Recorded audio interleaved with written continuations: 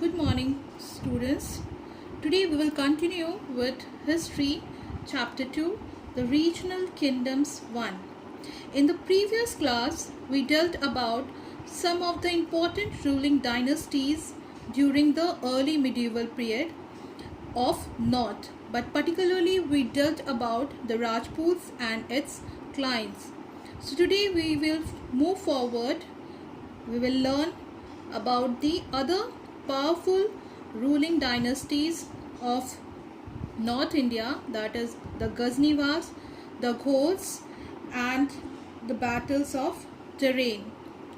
So let's move. We'll start with the Ghaznavids. Many invaders entered India across the mountain passes in the northwest. That means many invaders entered India through mountain passes and entered our country India from the northeastern part. And the first invader who entered India was Mahmud of Ghazni, who invaded India for its wealth.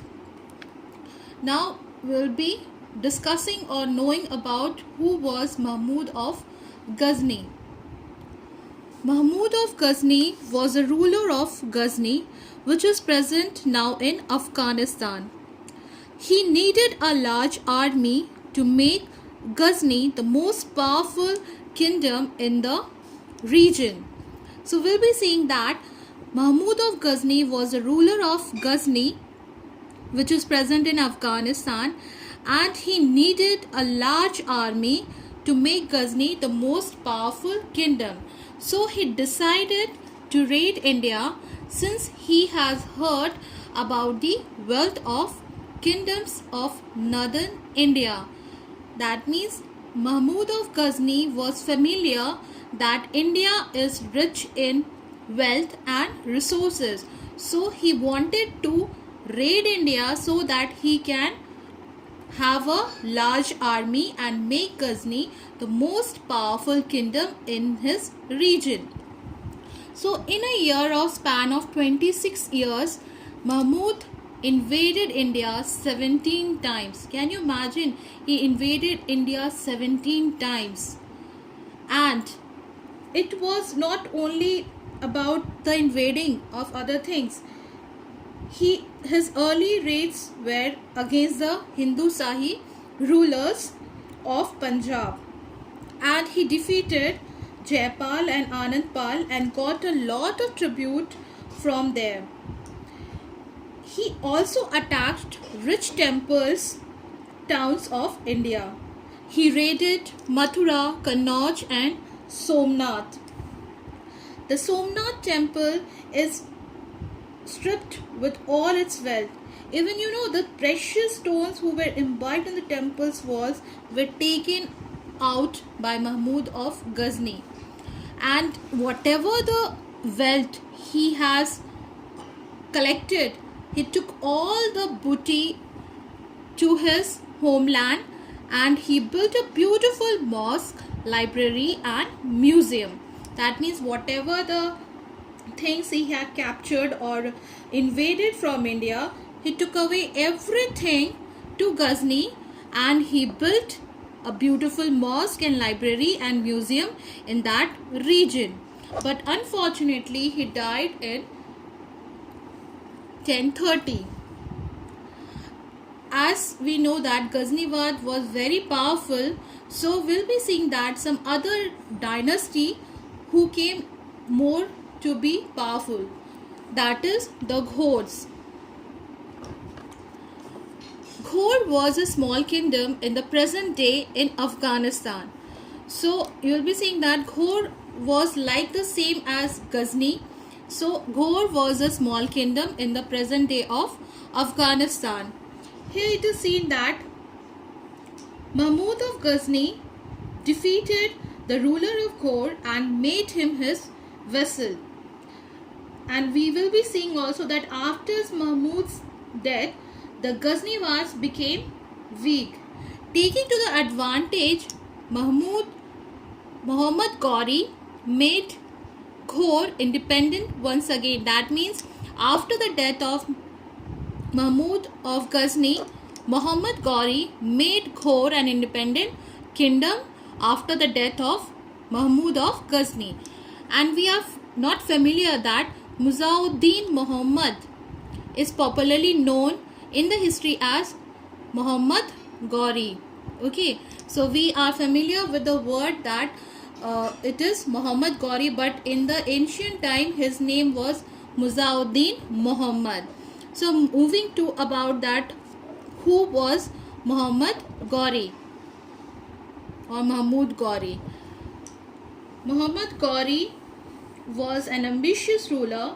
He wanted to expand his empire. So he decided to invade India, not just for wealth but also to build an empire. And we see that in the year 1175, Mahmud Ghori attacked Multan and conquered it. But in the year 1178, he was defeated by the ruler of Gujarat. But it is seen that he realized that Punjab could be a good base for further conquest, for occupying. So in the year 1190, he conquered Punjab.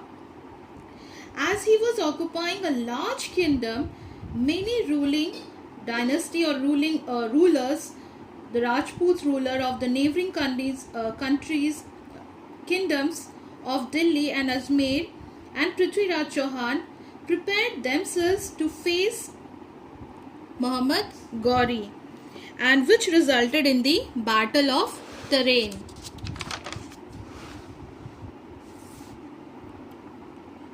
In the Battle of Tarain, we'll be saying that in 1191, armies of Muhammad Ghori and Prithviraj Chauhan clashed at Tarain, about 80 miles away from Delhi. That means this particular region is away, how much? 80 miles away from Delhi. So in 1191, armies of Muhammad Ghori and Prithviraj Chauhan fought in that particular place in Tarai region. But in the first battle of Tarain, we will be seeing that Muhammad Ghori was defeated by Prithviraj Chauhan. And in the first battle of Tarain, who was defeated? Muhammad Ghori was defeated. As we see that Prithviraj made no attempt to chase the Ghors out of Punjab. That means he did not have any keen interest to remove Ghors from Punjab region, and that was a big blunder or mistake the Prithviraj has done. So what happened in the year 1192? Prithviraj was defeated by Muhammad Ghori, and you will be seeing that Prithviraj appealed for the help, and some other Rajputs tried to help him. And one was a ruler, that is Raja Jayachandra of Kannauj. He did not help Prithviraj Chauhan, which happened to have that Prithviraj was defeated by Muhammad Ghori because of his weak strength or army. But in the year 1194, Muhammad Ghori defeated Raja Jayachandra in the battle of Chandwar. We'll be also seeing that he did not help Prithviraj Chauhan, but later the same ruler of Kannauj, that is Jayachandra ruler of Kannauj, he was defeated by Muhammad Ghori in 1195, and Muhammad Ghori took over the entire land area of Ganga and Yamuna Dwab, and he handed all the territory to his trusted general, and he returned back to his homeland. So it is being seen that the Rajputs were trying to protect themselves from Muhammad Ghori, but unfortunately they were defeated by Muhammad Ghori, and whatever the territory Muhammad Ghori has gained, he gave the charge to the trusted general, and he returned back to his home. So we have talked about in the today's class about the Ghazni-Wars. In the Ghazni-Wars we have talked about Muhammad of Ghazni. In the Ghods we have talked about Muhammad Ghori, and we also have talked about the battles of Tarain. So in the next class we will be talking about the other ruling dynasties of North India, that is the Palas, the Gurjar Pratiharas, the Deccan, the Rajputas and other kingdoms. So this is all about in this topic. Please do this assignment at your home and in your fair copy. Why did Mahmud Ghazni decided to raid India? Mention the events that happened in the below years 1175 and 1190.